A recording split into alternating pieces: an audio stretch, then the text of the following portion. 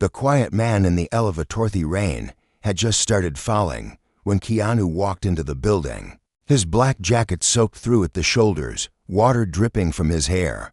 The glass revolving doors spun behind him with a soft creak, and the scent of coffee and polished marble greeted him as he stepped into the lobby. It was a tall building, 35 stories high, home to one of the most powerful tech firms in the city.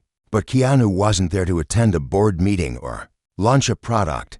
He was there for something much quieter, a meeting with a small team of interns working on a charity app. He had promised them his support, and Keanu never broke promises, not even the small ones. He pressed the elevator button and waited. There were others around him, sharply dressed men in tight suits, women clicking their heels across the floor, a security guard leaning against the wall with his arms crossed. Nobody really looked at Keanu. He looked tired. His jeans were worn, his shirt was too plain, and he carried no briefcase, no phone, nothing that screamed importance. He didn't stand out, and that's exactly how he liked it. The elevator dinged, its doors slid open with a soft whoosh, and he stepped inside, followed by 3 young men in expensive clothes. They were loud. Their cologne filled the small space. One of them looked at Keanu, snorted, and whispered something to the others. The laughter that followed was sharp, ugly, like broken glass. "You lost, man," one of them said, elbowing Keanu's shoulder on purpose. "This elevator's for executives. Maybe the janitor's lift is around the back." Keanu didn't answer. He gave a small smile, a quiet one, and looked straight ahead. "Oh, he's one of those," said another guy, taller, hair slicked back like in a magazine ad. "You think you're too good to talk? Maybe we teach you some manners." Keanu kept calm. His heart was steady. He'd seen worse, much worse, but he didn't expect what happened next. One of them hit the emergency stop button, and the elevator jolted. The lights flickered. Then came the first punch, sharp, fast, to the stomach. Another to the face. They laughed while doing it. It was fun for them. "Come on, tough guy." One shouted, "Fight back." But Keanu didn't. Not because he couldn't, but because he wouldn't. Not like this. Not in a metal box. Not with eyes full of hate. After what felt like forever, they let him fall to the floor. His lip was bleeding. His ribs ached. But his eyes never lost that calm. The elevator started again. The doors opened at the 24th floor, and the 3 men stepped out, laughing like it was all just a joke. They never looked back. Keanu sat there for a moment. The doors tried to close, but bumped against his foot. He got up slowly. His breathing was shallow, but he was steady. He wiped the blood with his sleeve and pressed the button for the 32nd floor. The doors closed again, and silence returned. When he stepped out, the interns waiting in a glass-walled meeting room stood up in shock. One of them, a young girl named Lila, ran to him.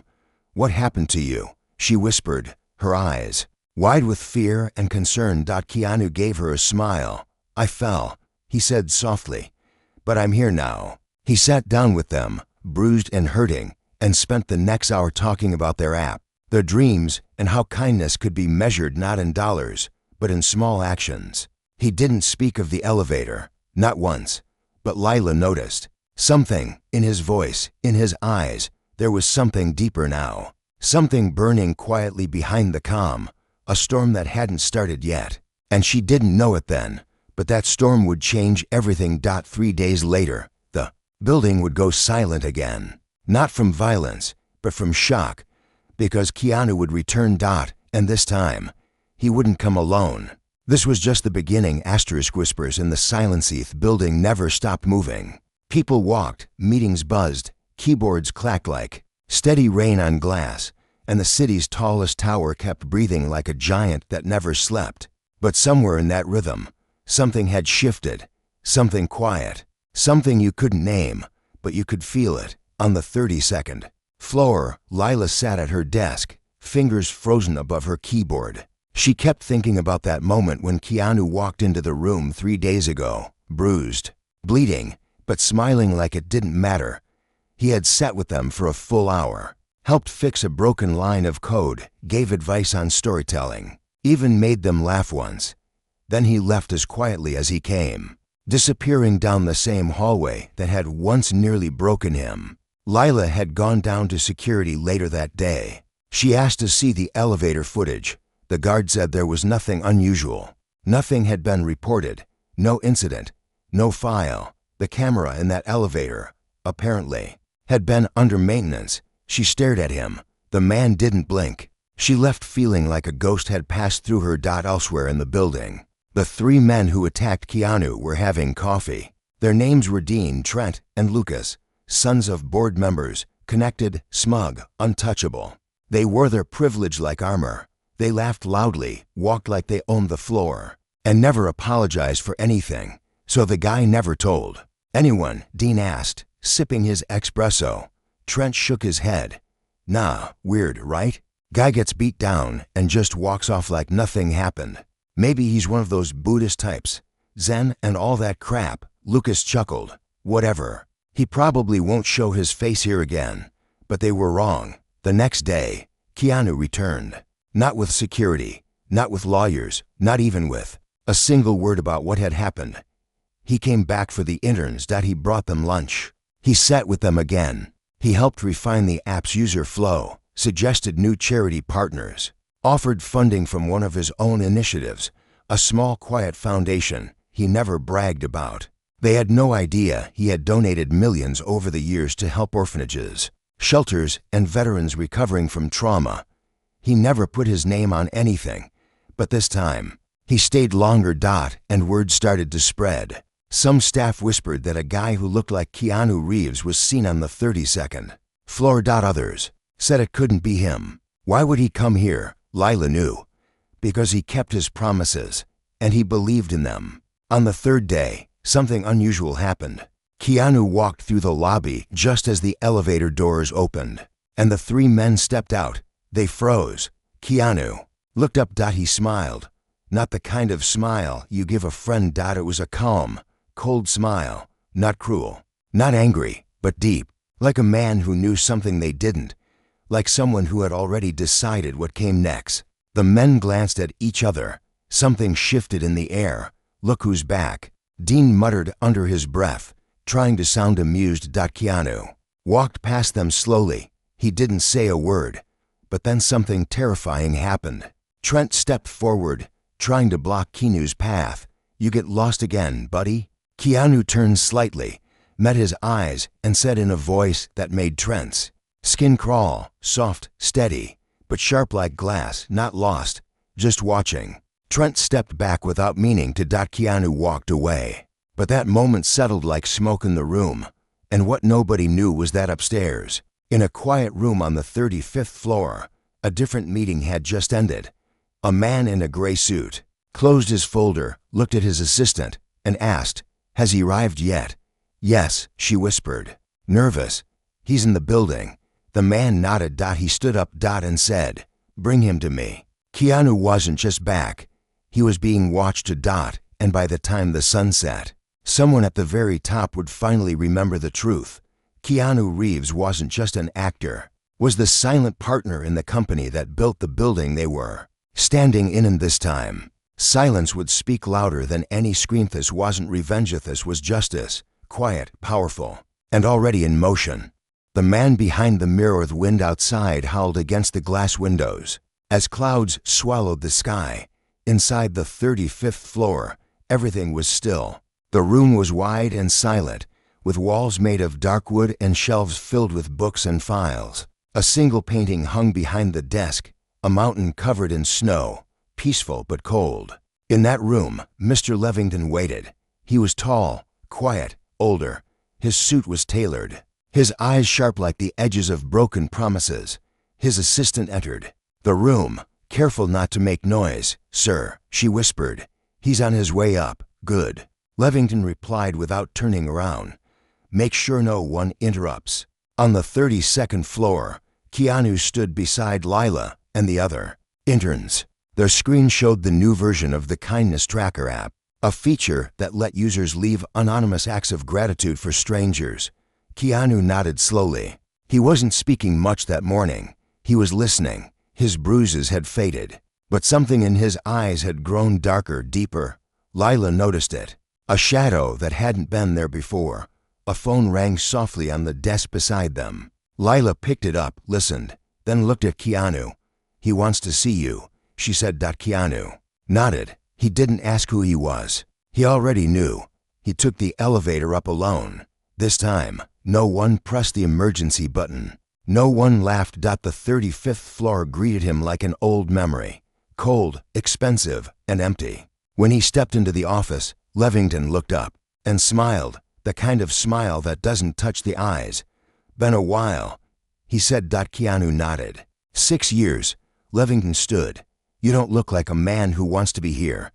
But here you are." Keanu stepped forward. "Because I have something to finish." Levington leaned back. "I know what happened in the elevator." Double quotes Keanu, single quotes. Face didn't move, do you? "Of course," Levington said, tapping his fingers together. "This building has eyes everywhere. You think I don't know what the sons of our board members do when they feel untouchable?" Keanu raised an eyebrow. "Then why hide it?"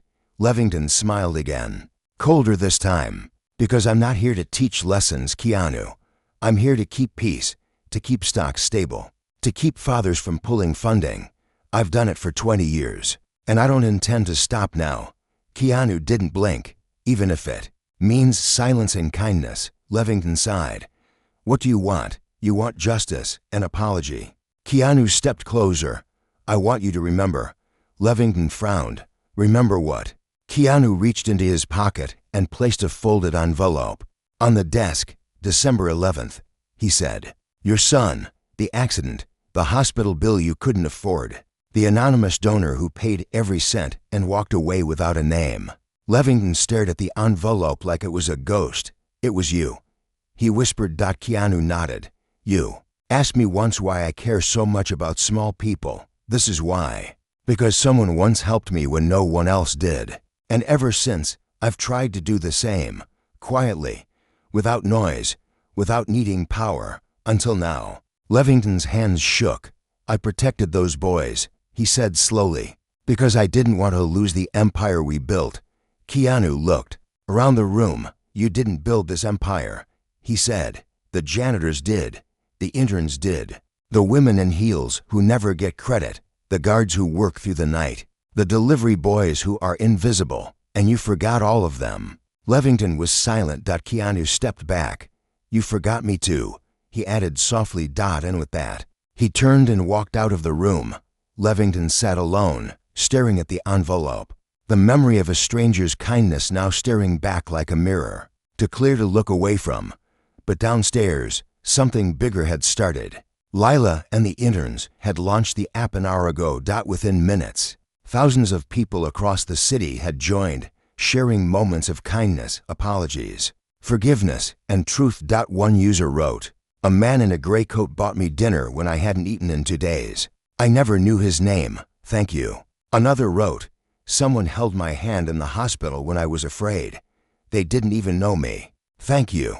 And then came a post from an anonymous account. He didn't fight back, not because he couldn't, but because he was stronger than all of us. The post went viral. Across the city, stories started pouring in about a man who showed up at children's shelters, paid for strangers' surgeries, gave money to artists, helped bus drivers, and smiled like none of it mattered. People began to see. Keanu wasn't just kind. He was a storm in silence, and the silence was about to break. Because tomorrow, everything would change. The kindness that burned next morning. Something strange happened in the building. People were quieter. They whispered more. They checked their phones like something had caught fire online, and no one could look away. In meeting rooms, in coffee corners, in the silence of elevator rides, everyone was reading the same story. The story of the quiet man who had been beaten and never spoke of it, but somehow turned the world upside down with kindness. The interns app had crossed 100,000 downloads overnight. Users from all over the country began sharing anonymous acts of kindness and truth. It was simple, it was beautiful, and it was spreading like light through a dark tunnel. On the 32nd floor, Lila watched the numbers roll in. Her hands trembled as she stared at the screen. She had seen apps go viral before, but this was different. This wasn't a trend. This was a wave. People were changing, not because they were forced to, but because something deep inside them had been touched. Keanu walked in just as the team began to cheer. He smiled gently, sat with them, and said only 3 words, "You did this." But Lila shook her head. "No," she whispered, "you did." Just then, a message popped up on the main screen. It was a private message from an unverified account. Subject: "Your kindness app saved my life, buddy. I was going to end everything today. I had my note ready. I had no one left. Then I opened your app. A stranger left a message. It wasn't for me, but it felt like it was.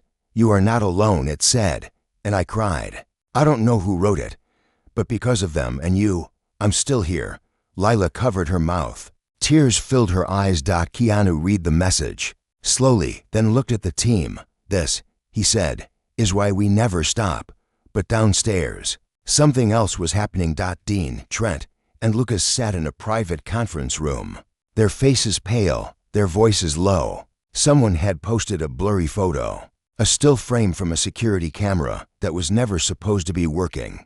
It showed the 3 of them standing over a man curled on the elevator floor. The caption said, "No kindness in this moment, only cowardice." Their names weren't mentioned, but the internet was fast. And soon, people began to guess.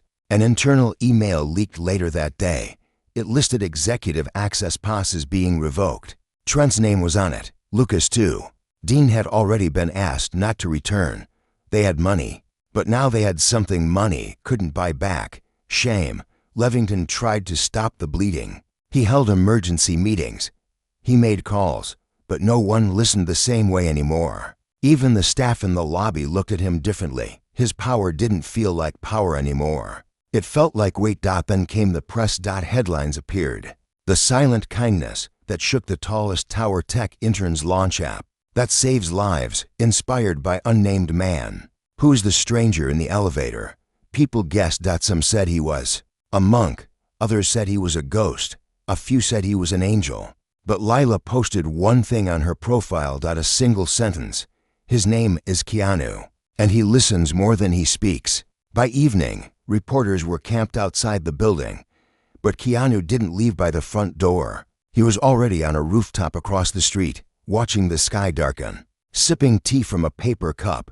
Beside him sat Lila. She had followed him. Quietly, she didn't say anything for a long time. Then she whispered, "Why didn't you destroy them?" Keanu looked at the sky. "Because destroying someone is easy," he said, "but changing them, changing the world around them, that takes more strength than a punch." Lila nodded. Then she asked what had haunted her from the start. "Why did you even come here that day?" Keanu turned and smiled. "Because a long time ago," he said, "I was just like you, young, invisible, full of dreams, and one man believed in me when nobody else did. He sat with me, listened, gave me a place to belong. He died before I could ever thank him. So now I try to pass it forward, every place I go." But why now? Keanu finished the last sip of his tea. Because this building forgot what it was built for. It started with kindness, and kindness should never be forgotten. The next day, Lila and the interns received an invitation at a boardroom meeting. Top floor. And the subject line said, "Proposal for Leadership Change. Sponsored by silent partner, K.R. The elevator rose slowly. This time, no one stopped it. And as the doors opened, the ones who laughed once would sit in silence. Becky's the man they beat had returned, not with fists but with a movement too powerful to deny. The boardroom, that trembleth boardroom on the 35th floor, had always been a place of silence, but it wasn't the peaceful kind.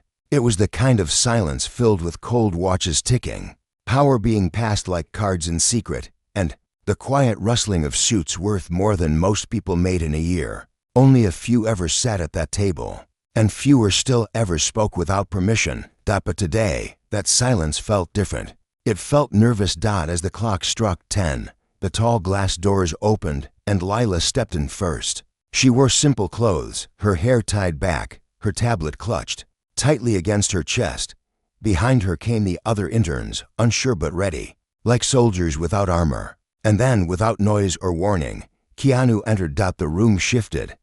not because of fear, but because presence has weight, and his was heavier than all their titles combined. At the head of the table sat Mr. Levington. His eyes had deep lines now. He hadn't slept much, and he didn't stand when Keanu approached, not out of disrespect, but because his legs didn't trust him anymore. "You're early," Levington said quietly. "No," Keanu replied, walking to the far end of the table. "I'm exactly on time. It's the world that's been late." Round them sat the other board members, faces from magazines, names on plaques. None of them had seen the elevator footage, but all of them had read the app's story, and the silence in their eyes was not ignorance, it was guilt, the kind that grows when truth becomes too loud to ignore. Keanu turned toward the wall behind him. It held a screen. He nodded to Laila. She plugged in her tablet. A video began to play. It wasn't violent. It wasn't loud. It was a recording of dozens of kindness messages from the app, read aloud in soft voices by strangers who had been helped, saved, seen. One by one, they told stories of moments when someone changed their day, sometimes with $1, sometimes with a hug, sometimes with nothing but a kind word. "He found me crying on a bus stop," said one voice, and gave me his jacket. "He didn't even ask my name. I dropped my groceries. He helped me pick them up and stayed until my ride came. I told him my father died. He said nothing, just sat beside me for 10 minutes in silence. It was the only moment I felt okay." Then came the last clip. A boy, maybe 12, holding a sketchpad. "I met him once," the boy said. "He bought me a pencil set and told me to keep drawing. Now I sell my art online. I owe him everything." The screen went dark. Keanu spoke softly. "You built this company to change the world with technology. But along the way, you forgot the people behind the code, the cleaners, the interns, the ones who pour coffee and stay late and cry in restrooms after being shouted at. And still they come back. Still they build." He looked at Levington. "I didn't come here to take your place. I came here to remind you what your place used to mean." Levington swallowed hard. He looked smaller than ever. One of the board members, a woman in her 60s with sharp eyes, finally spoke. "And what do you suggest, Mr. Reeves?" Keanu turned to Lila. "Show them the numbers." Lila clicked again. Graphs filled the screen. App downloads, donation growth, engagement rates, user messages, all skyrocketing. The app had now been used in 17 countries. Within a week, the boardroom began to murmur. Then came the final slide. A proposal, the Kindness Initiative, a new division within the company run by the interns, funded by a percentage of executive bonuses. Mission: rebuild trust from the inside out. Silence fell again. But this time, it was thinking silence. Lila stepped forward. Her voice didn't shake. "We're not asking for power. We're offering purpose. Let us build something that reminds people why this company was founded.